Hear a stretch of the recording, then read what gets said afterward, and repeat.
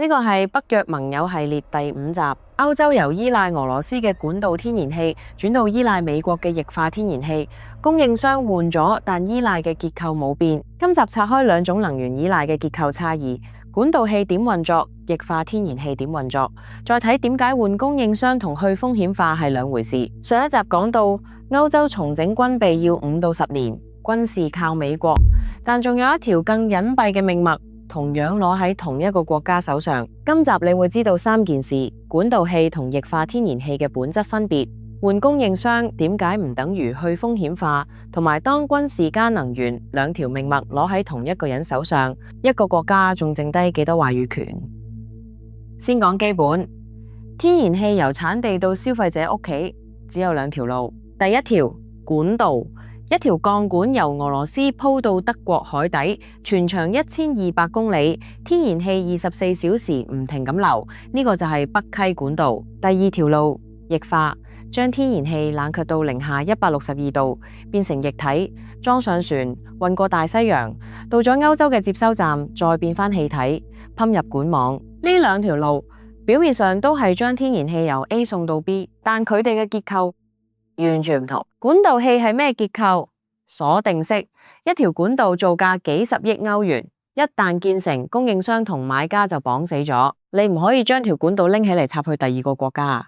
俄羅斯嘅氣只可以經北溪流去德國，唔會流去巴西。德國嘅錢只可以俾俄羅斯，因為條管接住嘅係佢。鎖定式依賴有咩特點？價格穩定，因為大部分係長期合約；供應連續，因為氣體24小時流動。但轉換成本極高，因為基建冇辦法改方向，你要走，等於將幾十億歐元嘅基建報廢。液化天然氣呢，理論上係彈性式，船可以去任何一個有接收站嘅港口。你唔中意美國嘅氣，你可以買卡塔爾嘅；你唔中意卡塔爾嘅，你可以買澳洲嘅。聽落好自由，但自由係有代價嘅。管道氣嘅價格係合約鎖定嘅，穩定可預測；液化天然氣嘅價格掛鈎全球現貨市場，對天氣、對地緣衝突、對亞洲需求嘅波動高度敏感。能源分析機構嘅數據顯示，美國液化天然氣平均係歐洲買家最貴嘅天然氣來源。歐洲天然氣基準價格過去12個月升咗40%。仲有一點好多人冇留意，天然氣只佔歐盟發電量18%到20%，聽落好少，但因為歐洲電力市場嘅定價機制，最後調用嚟填補需求嗰個發電來源，會設定成個市場嘅電價。呢個角色往往就係天然氣，所以天然氣價格一升，德國同意大利嘅電價喺高峰期可以飆到每兆瓦時120到150歐元，每個月嘅電費直接受呢個機制影響。所以真正嘅問題係液化天然氣帶嚟嘅自由有幾真？點解彈性式嘅自由係假象？因為有3層限制。第一層，集中度。2021年俄羅斯管道氣佔歐盟天然氣進口45%。歐洲話呢個太集中、太危險，所以佢走咗。走咗之後呢，2025年俄羅斯天然氣佔歐盟進口降到大約12%，呢個係真正嘅成就。我冇否認，但同一時間，美國液化天然氣佔歐洲進口由約24%升到58%，到2026年預計升到66%。能源、經濟同金融分析研究所預測，到2028年，美國可能佔歐盟液化天然氣進口80%。你聽清楚，由一個供應商佔45%變成另一個供應商佔66%，集中度冇降，甚至更高。第二層，物理脆弱性。管道氣係連續流動嘅，開咗掣，氣體24小時唔停，但液化天然氣係逐船交貨，每一艘船都係獨立嘅物流挑戰。船要過海，要入港，要泊碼頭，要接駁接收站，任何一個環節出問題，供應就斷。2022年之前，德國冇任何一個液化天然氣接收站。一個都冇。俄氣斷供之後，德國用破紀錄嘅速度喺2022到2025年之間緊急建造咗4個浮式接收站，但2026年2月，其中一個位於里根島嘅接收站因為海面結冰，完全停擺接近3個星期，冇一艘船泊得到。管道氣唔會因為結冰停擺，液化天然氣會。而嗰個時候，2月初。德國嘅天然氣儲存已經跌到得返約28%到32%，係近年最低水平。有能源分析組織警告，如果遇到極端寒冬，儲存可能喺1月中就耗盡。呢個唔係個別事件，係結構性分別。管道氣嘅風險係供應商揸住掣，液化天然氣嘅風險係每一船都可以出事。你以為你自由咗，但你嘅供應變得更脆弱。仲有一層好少人講嘅代價，德國自從失去俄羅斯管道氣之後，天然氣消費下降咗大約20%，聽落好似係節能，其中一部分確實係能源效率提升同燃料替代，但工業用氣下降咗26%。呢個數字入面有工廠減產，有生產線外移，能源轉型嘅代價唔係只有賬單上嘅數字。第三層，政治化，呢層先係最關鍵嘅。先講一樣嘢，歐洲離開俄羅斯天然氣嘅決定係正確嘅。2021到2022年，俄羅斯主動削減供應，跟住入侵烏克蘭。天然氣徹底變成政治工具。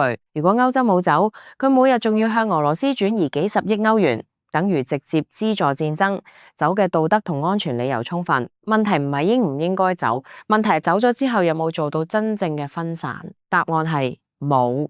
而新供應商對能源嘅態度值得留意。美國官員多次公開話，歐洲對美國能源嘅依賴會係長期嘅。2025年，美國同歐盟簽咗一份7500億美元嘅能源採購框架協議，直接綁入關稅談判。歐盟承諾每年買2500億美元美國能源，換取關稅由30%降到15%。呢個數字有幾離譜？2024年，歐盟實際只買咗大約800億美元。美國能源要達到協議目標，需要增至3倍。多間分析機構話呢個數字根本唔可能實現。歐盟方面話呢份協議係非約束性框架，實際執行力有限。但呢度正正係關鍵，就算協議冇法律約束力，政治壓力本身就已經係一種約束。美國明確話，任何一方唔履行承諾，關稅會重新調整。你留意到未？能源採購同關稅係同一份協議入面嘅，呢個唔係純商業交易，係政治交易。美國官員仲公開要求歐洲放寬能源監管標準，作為獲得負擔得起嘅能源嘅條件。呢度有一個觀眾一定會問嘅問題，但美國係盟友，俄羅斯係敵人，依賴盟友同依賴敵人點可以相提並論？呢個問題好合理，我嘅答案係依賴盟友確實好過依賴敵人，但問題唔係邊個好啲。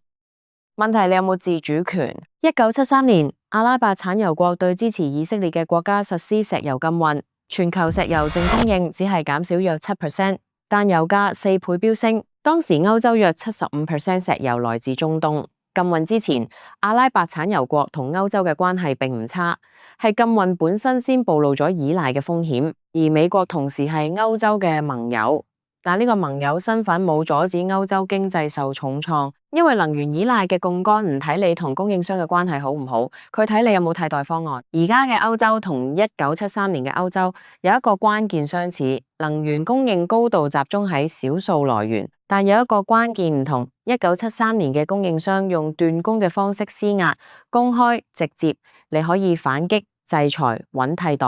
而家嘅供應商係盟友，佢唔會斷供。佢用嘅係條件交換，你要平嘅能源就要降低監管，你要低關稅就要買我嘅氣。呢種壓力更隱蔽，公眾更難察覺到，都更難動員反對。盟友嘅能源槓桿唔係更強，係更隱蔽。